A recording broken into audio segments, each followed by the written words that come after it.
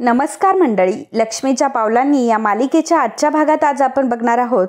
रोहिणीने आनंद आणि त्याच्या फॅमिलीला बोलवलेलं असतं. सर्वजण बसलेले असतात आणि गप्पा मारत असतात. आबा म्हणत असतात की हा अंत्या म्हणजे एक नंबरचा गमत्या होता. तेव्हा आनंद म्हणतो की अरे बापरे आबा, तुम्हाला हे सगळं आठवतंय. वहिनी म्हणत असतात की खरं तर भारतात आला ना खूप मज्जा येते आणि हा आपलेपणा असतो ना तोच बाहेर भेटत नाही. आबा म्हणतात की अंत्या, अजूनही तू गोड खातोस ना. तेव्हा आनंद म्हणत असतो की वा आबा, तुमची मेमरी तर फारच शार्प आहे. आबा म्हणतात की अरे म्हणजे तुला काय म्हणायचंय की मी काय म्हातारा वगैरे आहे की काय. आनंद म्हणतो की नाही हो आबा, तुम्ही तर आमचे इन्स्पिरेशन आहात. आबा म्हणतात की असं का, मग आज तर एकदम फक्कड बेत होऊन जाऊ दे.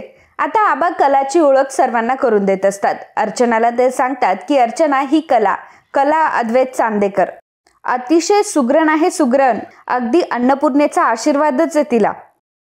कला त्यांना नमस्ते वगैरे बोलते. तेव्हा अर्चना म्हणते की हो, मग रोहिणीने आम्हाला सांगितलं हिच्याबद्दल. अगदी अन्नपूर्णेचा आशीर्वाद आहे असं रोहिणीने आम्हाला सांगितलंय आणि ती खूप छान जेवण बनवते हेही सांगितलंय. त्यामुळे आज आम्ही खास फक्त हिच्या हातचं जेवण खायला आलोय. आनंद म्हणतो की हो, मग आज तर आम्ही हिच्या हातचं जेवणच जेवून जाणार आहे. आता अद्वैत आणि कला एकमेकांकडे बघू लागतात. रोहिणी मात्र हसत असते. अद्वैत म्हणतो की झालं, आता ही स्वयंपाकाच्या कामामध्ये अडकणार आणि त्यामुळे मला डिझाईन सॅम्पल काही देऊ शकत नाही. कला त्यांना म्हणते की अरे वा, छानच, मग मी लगेच स्वयंपाकाला लागते, तुम्ही बसून घ्या. कला लगेच स्वयंपाकघरात निघून जाते. अद्वैत विचार करतो की झालं, आता ही स्वयंपाकघरात गेली म्हटल्यावर स्वयंपाक करायला किमान 1.5 तास लागणार. त्यानंतर जेवण वगैरे झाल्यावर गप्पा टप्पा 2-3 तास. आणि मग ही खरे डिझाईन कधी बनवणार आहे. आता अद्वैतला पडलेलं असतं डिझाईनचं. कला आता किचनमध्ये जाते. अंजूला म्हणते की अंजू चल पटपट 4 कांदे काप आणि टोमॅटोही कापून दे. मी बाकीच्या भाजी चिरते, आपण मिक्स व्हेज करूयात. कांदा बटाटा भजी, पोळ्या आणि स्वीटमध्ये बदामाचा शिरा असं काहीतरी बेत करूयात. अंजू म्हणते की चालेल ताई. अंजू आणि कला दोघेही पटपट आवरायला सुरुवात करतात. पटपट कामं उरकत असतात. त्याचवेळी अद्वैत तिथे येतो. अद्वैत कलाला म्हणतो की खरे या सगळ्या गोष्टी करण्यासाठी साधारणतः किती टाइम लागेल तुला. तेव्हा कला म्हणते की अरे आता पाहुणे आलेत म्हटल्यावर पाहुण्यांसाठी चांगला सागर संगीतच स्वयंपाक करायला लागेल. अद्वैत म्हणतो की ते सोड ना, बाकीचं सांग मला, की मुद्द्याचं सांग. तुला साधारणतः किती टाइम लागेल, भरकटत बसू नकोस उगाच. कला अद्वैतला म्हणते की हे बघ, आता सध्या माझ्याकडे फक्त 2च हात आहे. तिला म्हणतो की मग कमिटमेंट करताना तुला 2 हात नाही आठवले का, त्यावेळी कशाला बोलली की हो करेल म्हणून. कला म्हणते की हो ना, तेव्हा मला माहित नव्हतं की अचानक असे पाहुणे येणार आहेत म्हणून. अद्वैत तिला बोलतो की ते जाऊ दे सगळं, मला सांग की आत्ता काय करणार आहेस तू. अद्वैत म्हणतो की मला सांग की तू कमिटमेंटचं काय करणार आहे आणि कधी बनवणार आहेस सगळ्या डिझाईन्स. तेव्हा कला म्हणते की चांदेकर, तू प्लीज बाहेर पाहुण्यांसोबत जाऊन बस ना. आणि आतापर्यंत मी दिलेला शब्द मी कधीही फिरवलेला नाहीये. जी कमिटमेंट केली आहे ती पूर्णही केली आहे. किंवा तुला असंही कधी म्हटलीये काय चांदेकर, माझ्याकडनं हे काम होत नाहीये, प्लीज तू हे काम करून दे म्हणून. झालंय का कधी असं. तेव्हा अद्वैत म्हणतो की हे बघ, मी तुला हे सगळं सांगतोय कारण तुला माझ्या इतका एक्सपिरियन्स नाहीये कामाचा म्हणून. कला पुटपुटते आणि म्हणते की कारण मी अद्वैत चांदेकर आहे ना. तेव्हा अद्वैत म्हणतो की काही बोललीस का तू. तेव्हा कला म्हणते की मी कुठे काय बोलली, मी तर अंजू सोबत बोलते. अंजू मला सुरी दे ग जरा. अद्वैत तिला म्हणतो की का तू टाइमपास करतेय, काहीतरी बोलतोय ना मी. कला म्हणते की तुला बोलण्यासाठी कोणी अडवलंय, मी तर फक्त म्हणते की मी माझं काम करते. आता काम करताना माझे हात थांबले तर पुन्हा वेळ होईल आणि पुन्हा मलाच बोलशील. अद्वैत कलाला म्हणतो की हे बघ कला, प्रेझेंटेशन बनवण्यासाठी खूप वेळ लागतो आणि सगळ्यात महत्वाचं म्हणजे त्यासाठी वेळ असायला हवा असतो. आता तुझ्याकडे वेळच नाहीये तर ह्या सगळ्या गोष्टी तू कधी करणार आहेस. कला म्हणते की हे बघ, तू जर माझ्यासमोर इथं असा उभा राहिला ना मला लेक्चर देत, तर काहीच कम्प्लीट नाही होणार. आत्ता सध्या माझ्या हातात जे काही काम आहे ते मला संपवू दे, मग आपण बोलूयात. अद्वैत म्हणतो की हिला तर कुठल्या गोष्टीचा सिरियसनेस कळत नाही, इम्पॉर्टन्सच नाहीये हिला.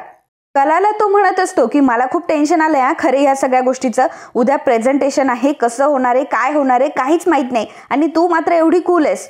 आणि त्यातल्या त्यात चांदेकरांची सून प्रेझेंटेशन देतीये, माझी बायको प्रेझेंटेशन देतीये आणि ते अनप्रिपेर्ड असेल आणि ते प्रेझेंटेशन अनसक्सेसफुल असेल तर लोक काय म्हणतील.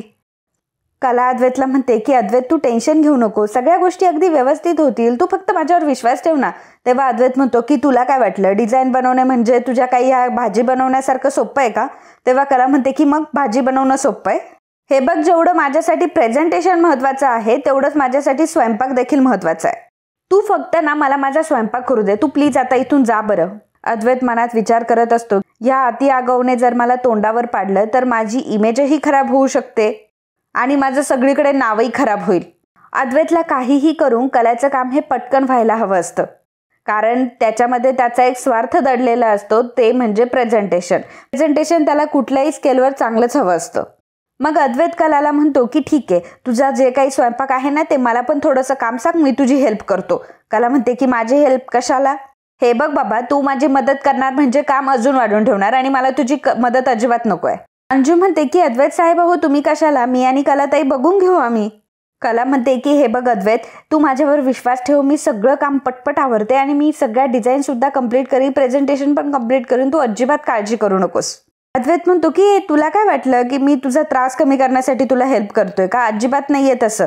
मला माझा बिझनेस, माझ्या डिझाईन्स, माझं प्रेझेंटेशन खूप महत्वाचं आहे आणि त्यासाठी माझं एवढं सगळं चाललंय आणि आता तुला मदत केल्यावर म्हटल्यावर माझा पण फायदाच होणार आहे ना. कला म्हणते की ठीक आहे, मग जा एक काम कर, बाजूला उभा राहा, माझी भाजी चिरून झाली मग तुला काय काम करायचंय ना ते मी सांगेल. अद्वैत आता बाजूला जाऊन उभा राहतो. तेवढ्यातच रजनी तिथे येते. ती कलाला म्हणते की कला सॉरी अगं, माझं डोकं दुखत होतं आणि मी झोपले होते अगं, आणि मला आता हे म्हटले की अनाथ भाऊजी आणि त्यांची बायको मुलं आलेत म्हणून. बरं मला सांग की तू काय करायचं ठरवलंय, मी पटपट करून घेते. कला आता रजनीला हात लावून बघते तर रजनीच्या अंगात ताप असतो. कला म्हणते की हो रजनी मॅडम, तुमच्या अंगात तर ताप आहे. रजनी म्हणते की काही नाही ग त्याचं, मला सांग काय करायचंय ते. तेव्हा कला म्हणते की नाही रजनी मॅडम, तुम्ही अजिबात काळजी करू नका, मी आणि अंजू काय आहे ते सगळं बघून घेऊ, तुम्ही फक्त जाऊन आराम करा आणि गोळी वगैरे घ्या. रजनी म्हणते की नाही ग, मला आराम करायला अजिबात जमणार नाही. कला म्हणते की हो रजनी मॅडम, असं काय करताय, ऐका माझं, मी तुम्हाला गोळी देते, थांबा. कला आता गोळी आणण्यासाठी गेलेली असते. अद्वैत रजनीला म्हणत असतो की काकू मला असं वाटतंय की तू एक काम कर, तू सगळ्यांना हाय हॅलो कर आणि जाऊन झोप, कारण आता व्हायरल फीवरची साथ चालू आहे. रजनी म्हणते की हो, अरे पण एवढा मोठा स्वयंपाक कला एकटीच कशी काय करेल? अद्वैत म्हणतो की तू कशाला काळजी करते त्याची, मी आहे ना. रजनी म्हणते की तू? अद्वैत म्हणतो की आय मीन तुला काही करायची गरज नाहीये, तू आराम कर फक्त, मी आहेच इथे, तू जा. रजनी थोडीशी हसते आणि म्हणते की अद्वैत बाबा, तू आणि स्वयंपाक हे सूत्र काही बसत नाही, परंतु मला माहितीये बायकोसाठी तू करशील एवढं. अद्वैत हळूहळू पुटपुटत असतो की हा, मी तिच्यासाठी काय करणार आहे, मी माझ्या बिझनेससाठी हे सगळं करतोय. आणि कला ते ऐकते आणि म्हणते की ह्याच्याकडून कोण काय करून घेणार आहे. कला रजनीला आता गोळी वगैरे देते. रजनी गोळी घेते. कला म्हणते की एक काम करा, तुम्ही जाऊन आता तुमच्या खोलीमध्ये आराम करा. तेव्हा रजनी म्हणते की अगं नाही नको, बाहेर पाहुणे आले, त्यांच्या जवळच जरा बसते, म्हणजे कसं आहे की जरा विषय बदलले तर बरं वाटेल. कला आता अंजूला सांगत असते की एक काम कर अंजू, तुम्हाला पटपट काकड्या चिरून दे, आपण काकडीची कोशिंबीर करूयात छान दही घालून. कला सगळी कामं अंजूला सांगत असते, त्यामुळे अद्वैत कलाला म्हणतो की मला पण सांग ना काहीतरी कामं. कला म्हणते की सांगितलं ना तुला, तू तिकडे जाऊन उभा राहा म्हणून. अद्वैत म्हणतो की पण मला काहीतरी कामं तरी सांग, मी फक्त उभाच राहू का? अद्वैत मात्र अगदी शांतपणे एका साईडला जाऊन उभा असतो. कला मात्र स्वतःशीच हसत असते, कारण कला बदला काढत असते. ऑफिसमध्ये गेल्यावर माझं ऑफिस, तसं आता कला म्हणत असते की माझं किचन, इथे सगळ्या पद्धती माझ्यासारख्याच असणार आणि मला जसं हवंय तसंच मी करेल, कारण इथलं फक्त मलाच कळतं, असं ती अद्वैतला दाखवत असते. इकडे सगळेजण हॉलमध्ये गप्पा मारत असताना रजनी सुद्धा तिथे आलेली असते. रजनी सगळ्यांना हाय हॅलो करते. तेव्हा अर्चना रजनीला म्हणते की अगं रजनी, कुठे होतीस तू? तेव्हा रजनी म्हणते की काही नाही, माझं जरा ना डोकं दुखत होतं, त्याच्यामुळे मी माझ्या खोलीत होते. तेव्हा अर्चना म्हणते की अगं रजनी, जरा थकल्यासारखी वाटते, हा एक काम कर, जाऊन आराम तरी कर. रजनी म्हणते की नाही हो, तुम्ही आले म्हणून आणखी बरं वाटतं मला. इकडे कलाने भजींचं पीठ भिजवलेलं असतं आणि ती अद्वैतला म्हणते की चल आता कांदा भजी कर. अद्वैत म्हणतो की कसं करायचं ते सांगून दे मला, मग मी करतो. कला म्हणते की आता माझ्याकडे नीट बघ की मी कसं करतीये, काय करतीये. अद्वैत म्हणतो की मला काही गरज नाहीये तुझं बघायची. कला म्हणते की अरे वा, बघ हे भजीचं पीठ मी करून ठेवलंय, त्याच्यामध्ये कांदा, बेसन पीठ, मिरची, ओवा, तिखट, हळद सगळं काही टाकलंय आणि आता मी जे काही करते ना ते जरा नीट बघ, नाही तर तेल अंगावर ओढून घेशील. बरं चला आता आपण तेल गरम झालंय की नाही एकदा चेक करूया. असं म्हणत कला आता थोडंसं पाणी तेलावर शिंपडते, जेणेकरून तेल गरम झालंय की नाही हे कळेल. आता जेव्हा पाणी शिंपडतं तेव्हा तेल आता जोरात तडकायला लागतं. अद्वैत घाबरत असतो आणि म्हणत असतो की खरे अगं ते तेल तडतडतंय. तेव्हा कला म्हणते की हो मग तडतडणारच, ते गरम तेलात पाणी टाकल्यावर तेल तडतडतंच आणि असं तर होतच असतं. हे बघा आता ते सगळं जाऊ दे, हे असं थोडंसं पीठ घ्यायचं आणि कढईच्या बाजूने असं अलगद खाली सोडायचं. कला आता अद्वैतला छान अशी भजी करायला शिकवत असते. त्याच्या हातामध्ये झारा देते आणि म्हणते की आता याला जरा तळून घे व्यवस्थित. अद्वैत मात्र तेलाला घाबरत असतो, त्यामुळे त्याचा नकळत एक हात हा कलाच्या खांद्यावर जातो आणि एक हात कलाच्या हातावर असतो. दोघंही मिळून ते काम करत असतात. दोघंही मिळून भजी काढत असतात. अद्वैत कलाला म्हणतो की खरे जरा नीट सांभाळून कर बरं का, तेल गरम आहे. तेव्हा कला म्हणते की ओ सोन्याचे चांदेकर, मला काही भीती नाही वाटत आहे, भीती कोणाला वाटते ते बघा एकदा. आणि मग ती अद्वैतला दाखवून देते की तूच माझ्या खांद्यावर हात ठेवलाय आणि तू मला घाबरलायस. तर अद्वैत पटकन तो हात काढून घेतो.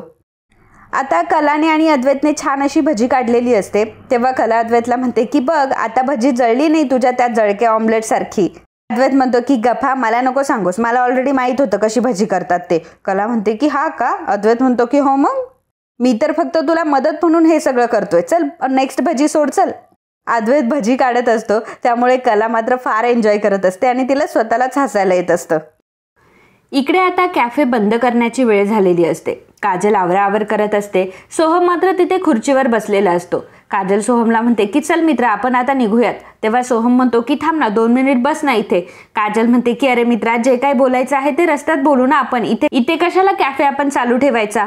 परंतु सोहम काजलला म्हणत असतो की अगं 2 मिनिटं बस ना, फक्त 2 मिनिटांनी काय होणार आहे. काजल म्हणते की बरं बाबा ठीक आहे. काजल आता सोहम जवळ बसलेली असते. सोहम तिच्या हातामध्ये 500 रुपये देतो. काजल म्हणते की हे काय आणि कसले पैसे, तुम्हाला टिप वगैरे देतोय का. सोहम म्हणतो की नाही ग, हे बघ आपलं काय ठरलं होतं की मी माझ्या प्रत्येक पेंटिंगच्या मागे तुला कमिशन देणार म्हणून. तेव्हा हे आहे तुझं कमिशन. मालकाला त्याचं रेंट दिलंय आणि त्यामुळे तुलाही तुझं कमिशन दिलंय. आता उरलेले हे पैसे माझे.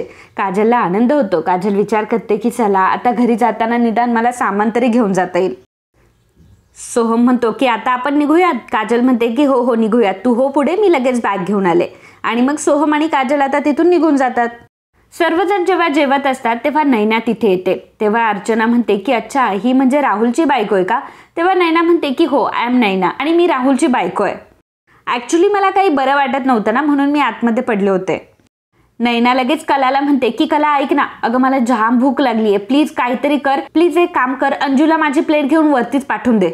सगळेजण खाली जेवत असतात. नैना मात्र वरती निघून जाते. पाहुण्यांसोबत नैनाने केलेलं ते बिहेवियर आबांना मात्र अजिबात पटलेलं नसतं आणि सरोजलाही. तर अद्वैत सुद्धा आता कलाला मदत करत असतो. कलाला पाहुण्यांना वाढायला मदत करत असतो, सर्व करायला मदत करत असतो. ते बघून अर्चना म्हणत असते की अरे वा अद्वैत, तू तर बायकोला मदत पण करतोयस. आणि काय ग सरोज, हा लहानपणी तर असा अजिबात नव्हता, लग्नानंतर खूप बदललाय हा अद्वैत तू, असं सरोजला ती म्हणत असते. त्यामुळे सरोजला खूप राग येत असतो की अद्वैत हा कलाची मदत करत असतो. अद्वैत म्हणत असतो की नाही काकू, असं काही नाहीये, तिचं काम लवकर व्हावं म्हणून मी करतोय. अर्चना अनंतला म्हणत असते की बघितलं अनंत, हा बायकोला किती मदत करतोय ते, आणि शिक जरा त्याच्याकडनं काहीतरी. अनंत म्हणतो की अद्वैत, तू लग्न झाल्या झाल्या बायकोची मदत करतोय, बायकोला काम करू लागतोय, आणि आमच्या लग्नाला एवढी वर्ष झाली तरी सुद्धा मी काय बायकोची अजून मदत केली नाहीये, त्यामुळे बायको तर आता माझा कान उघडणार आहे घरी जाऊन. अर्चना म्हणते की हो मग अद्वैत हा पुढारलेल्या विचारांचा आहे. एका पद्धतीने नव्या पिढीचं नेतृत्वच करतोय तो. बायकोने फक्त स्वयंपाक एके स्वयंपाक करू नये अशा विचारांचा आहे तो. आणि दोघांनी सुद्धा आपापले विचार आणि आपापले कामं वाटून घ्यावे अशीच त्याची शिकवण आहे आणि असंच त्याचं बिहेवियर आहे. आणि प्रसादला देखील अर्चना सांगत असते की तुझ्या अद्वैत दादाकडनं काहीतरी शिकून घे. आता अर्चना जेव्हा अद्वैतचं एवढं कौतुक करत असते तर ॲक्च्युली अद्वैत तसा अजिबात नसतो, त्यामुळे कला इतके बेकार एक्सप्रेशन देत असते आणि अद्वैत तिला म्हणतो की गप मी असाच आहे. अर्चना प्रसादला सांगत असते, प्रसाद तुला देखील तुझ्या बायकोची अशीच काळजी घ्यायची आहे, तिला कामामध्ये मदत करायची आहे. तेव्हा आनंद म्हणत असतो की हां तू असं काही बोलतीये जसं काही तू तुझ्या सुनेला काही कामच नाही सांगणार, तू तर बेकार सासू होणार आहेस. तेव्हा अर्चना म्हणते की नाही हां, मी माझ्या सुनेचे फार लाड करणार आहे. आणि सरोज तू सुद्धा तुझ्या सुनेला जास्त राबवून घेऊ नको सगळं. सरोज वरवरचं बोलणं करत असते की हो मी सुद्धा काळजी घेईल आणि नाही राबवणार तिला. अर्चना म्हणते की बघ बर का सरोज, नाही तर तुझ्या सुनेमुळे तुझा मुलगा दुरावेल कधीतरी तुझ्याकडनं. सरोज म्हणते की नाही असं अजिबात होणार नाही, कारण माझ्या मुलावर पूर्ण विश्वास आहे. अद्वैत देखील म्हणतो की हो काकी असं कधी होणार नाही, तुम्ही सगळेजण सुरू करा ना आता. मग सर्वजण आता जेवायला सुरुवात करतात. अद्वैत विचार करत असतो की बापरे, हिने तर अजून डिझाईन बनवायलाही सुरुवात नाही केली, कसं करणार आहे ही सगळं आता. कदाचित सगळ्यांसमोर ही आता मला तोंडावरच पाडणार आहे बहुतेक. तितक्यातच अद्वैतला एक बिझनेस कॉल येतो, त्यामुळे अद्वैत तो कॉल घेण्यासाठी जरा बाजूला निघून जातो. कला सुद्धा विचार करत असते की बापरे, आता कधी आणि कशा करणार आहे मी सगळ्या डिझाईन्स. इकडे काजल हा घरी किराणा, काही भाज्या वगैरे घेऊन आलेली असते आणि येता येताच संगीताला ती आवाज देत असते की खरे बाई बघा तुमच्या काजलला काय झालंय, लवकर या. तेव्हा संगीता आता पळत पळत येते आणि म्हणते की काय झालं माझ्या काजलला, काय झालं माझ्या काजलला. काजल तू बरी तर आहेस ना, तुला काही झालं तर नाही आहे ना.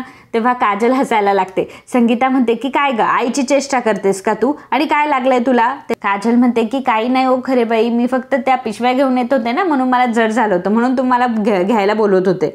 संगीता म्हणते की पिशव्या धरून तुझे हात दुखायला लागले आणि हे तू मला सांगते का, आणि तुला किती वेळा सांगितलं की असं ओरडत ओरडत यायचं नाही, नाहीतर मग शेजाऱ्या पाजाऱ्यांची नजर लागते. हा. काजल म्हणते की जाऊ दे गाई, ते सगळं बघ ना मी काय आणलंय, कढीपत्ता, कोथिंबीर, सगळ्या भाज्या आणि ते फोडणीला लागतं ना जिरं मोहरी, सगळं काही आणलंय मी, म्हणजे या आठवड्याला ह्या सगळ्या भाज्या पुरून जातील. संगीता आता फार कौतुकाने काजलकडे बघत असते आणि म्हणते की माझी छोटीशी बाहुली कधी मोठी झाली कळलंच नाही. डोळ्यातलं काजळ काढून ती काजलला लावत असते. काजल म्हणते की आई तू काळजी करू नको ग, मी सगळं व्यवस्थित करणार. आणि कलाताईने मला काय सांगितलंय, जेव्हा कलाताई या घरातून गेली तेव्हा तिने मला सांगितलंय की या घराची काळजी घेण्याची जबाबदारी आता तुझी आहे. त्यामुळे कलाताईने जे काही सांगितलंय ना, आता मी सगळं काही तसं करणार आहे. संगीता म्हणते की हो, मग कलाताईचा उजवा हात आहेस ना तू. माझ्या सोनूलाचे हात दुखायला लागले का पिशव्या धरून. तेव्हा काजल म्हणते की हो ना. संगीता म्हणते की बरं, माझ्या सोनूलासाठी मी गरम गरम कॉफी घेऊन येते. काजल आईला म्हणते की आई ऐक ना, अगं मी तिकडे ना 1 लिटर दूध आणि शेवया पण घेऊन आले. मी काय म्हणते, आज रात्री शेवयाची खीर करतेस का तुझ्या सोनूलासाठी, तुझ्या छकुल्यासाठी. संगीता हसायला लागते आणि म्हणते की बरं करते, तू हातपाय धुवून घे, मी लगेच स्वयंपाकाला सुरुवात करते. इकडे आता सगळ्या पाहुण्यांचे जेवण झालेले असतात. आता अद्वैतचं जेवण चालू असतो. अद्वैत डायनिंग टेबलवर एकटाच मस्त खदडत असतो, खात असतो. त्याला कला जेवली आहे की नाही हे पण लक्षात येत नसतं आणि वरून तिला इन्स्ट्रक्शनही देत असतो की खरे उद्या प्रेझेंटेशन आहे, हा कधी करणार आहेस तू हे सगळं. फेस्टिव्ह सीझन येत आहे, गणपती येत आहे आणि अजून आपण सॅम्पल डिझाईन सुद्धा प्रोव्हाइड नाही केलंय. आपण उद्या सॅम्पल डिझाईन प्रेझेंट करणार, त्यावर मीटिंग होणार आणि मग ते अप्रूव्ह करायचं की नाही हे ठरणार. मटेरियल आहे, प्रोडक्शन कसं करायचंय, मार्केटिंग कसं करायचंय, कितीतरी गोष्टी आहेत माहितीये का तुला.